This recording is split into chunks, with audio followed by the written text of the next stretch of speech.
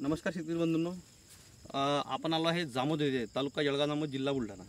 सागर बायोटेकच्या श्रुतीवानाची यांनी लागवड केली आहे। उत्कृष्ट अशी व्हरायटी आहे। आपण लागवडीपासून 40 ते 42 दिवसात याचा पहिला तोडा निघत असते। या प्लॉटची लागवडची दिनांक आहे 20 मे 2025। लागवडीचा जो अंतर आहे हे 5 बाय 6 अशा प्रमाणे लागवडीचं अंतर आहे। आणि उत्कृष्ट अशी आपण बघू शकता ही प्लॉटची सध्याची परिस्थिती एकदम हिरवीगार आहे। सागर बायोटेकच्या श्रुतीवानाला सर्वात चांगलं असं रोगप्रतिकार शक्ती आहे। आणि आपण बघू शकता सध्या हे काकडीचे जे फळ आहे सेट झालेले आहेत।